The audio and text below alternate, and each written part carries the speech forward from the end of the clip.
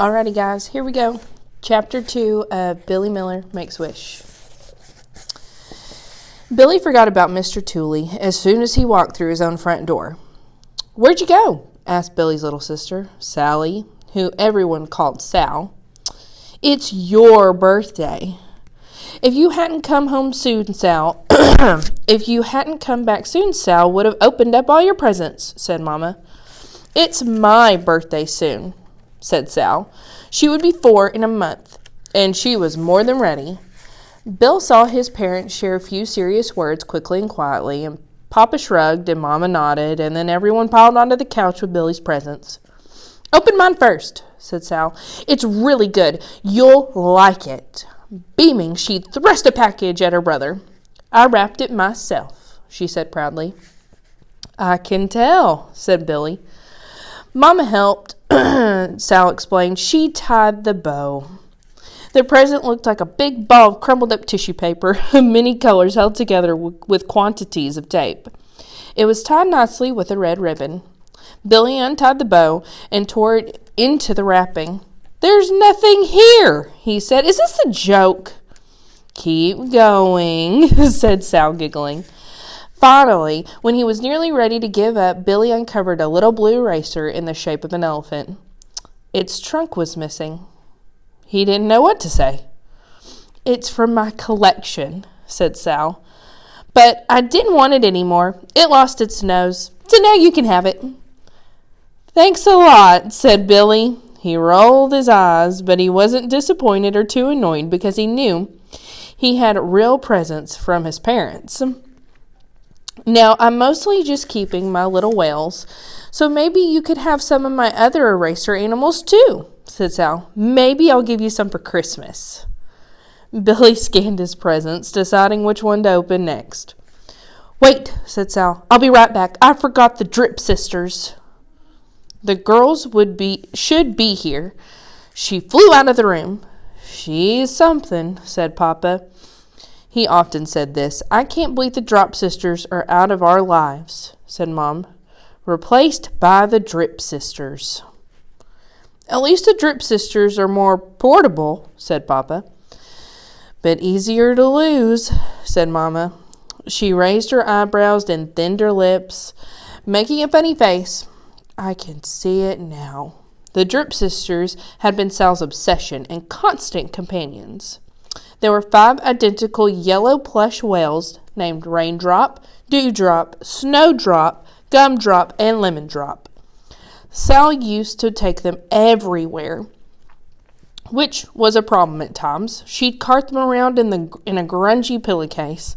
She still slept with them, but they stayed on her bed for the most part. The Drip Sisters were little erasers shaped like whales. Sal had 5 of them as well. Yellow, named Raindrip, Dewdrip, Snowdrip, Gumdrip, and Lemon Drip. Lately, when Billy was mad at Sal, he'd say she was the biggest drip of all. "We're back," said Sal, re-entering the living room. Her eyes were sharp, bright as sparks. "The girls were right here," she said, patting her bulging pocket. "Then let's get this birthday show rolling," said Papa. Joyfully, Billy ripped into his other presents. "They are definitely better than the trunkless elephant eraser." Billy got a new soccer ball. It came with a pump and a needle that looked like a sleek silver insect that you inserted into the ball to add more air. He got a t-shirt with a bat printed on it, which he put on instantly. It fit perfectly. It was roomy, so it didn't pinch at his armpits the way some of his shirts did. The bat was cartoony with googly eyes, and it had big, sharp teeth and claws, and the shirt smelled new. Billy repeatedly pulled the shirt, buried his face in it, and inhaled deeply. He got a chapter book, a graphic novel, a blank book in which he could write or draw whatever he wanted. He also got a deluxe set of markers, 50 in all. The markers were in a cardboard box made to resemble wood. The box had Premier in fancy letters. It was impressive. There were several kinds of markers in the box: double-ended, brush-tipped, chisel-tipped, fine-pointed, extra fine-pointed. There were fat markers and one super duper, especially fat marker. And the colors. There were markers of every color Billy knew, and some with names he'd never heard of. Magenta, crimson, some of the names he needed help pronouncing. Looking at the box of markers with their different colored caps made Billy think of a box of candy. Obviously, Sal was thinking something similar because he was drawn to the markers as if by magnet. First her eyes and then her fingers were all over them. "Hey," said Billy, squinting at Sal. "They're mine." He pulled the box closer to his lap, protecting it with his arms. "It's my birthday." The crumpled up look on Sal's face softened Billy. "Do you want all my bows and ribbons?" he asked. He hoped that this would be a good diversion, distracting Sal from his markers. "Yes," Sal chirped. "Happy birthday to me!" she sang as she gathered the bows and the ribbons and draped them over her shoulders and around her neck. She pranced around the living room. Billy scooted off the couch and made a nice pile of presents. He counted the markers to make sure they were all there. In fact, 50 of them. Mama and Papa stayed on the couch. Papa had his arm around Mama. They whispered back and forth, and then they kissed once, twice, 3 times. Billy groaned and turned his head away. It was funny. He pretended that seeing his parents be all lovey-dovey with each other made him uncomfortable, but actually, he liked it when he saw his parents showing affection. It made him feel safe. Sal settled in. Now she was wrapping her plastic headband with the ribbons and bows, and when she had the headband completely covered, she put it on, pushing her dark curly hair away from her face.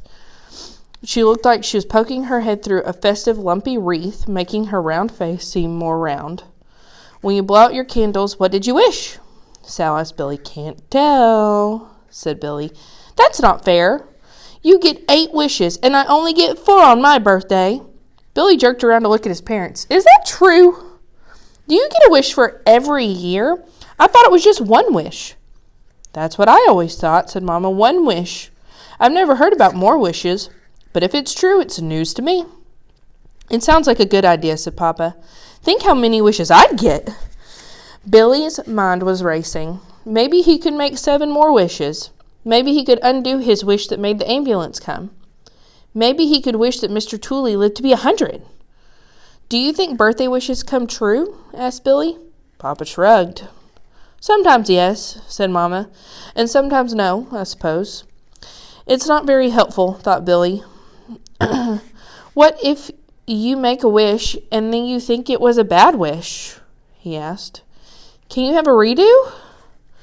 Nobody answered Billy's questions, which were drowned out by the new song from Sal. But Papa came toward Billy and tapped him gently on his head. "Let's get that new soccer ball of yours and break it in." "Now?" asked Billy. It was late. It was dark. "Why not?" said Papa. "It's your birthday." And that is chapter 2.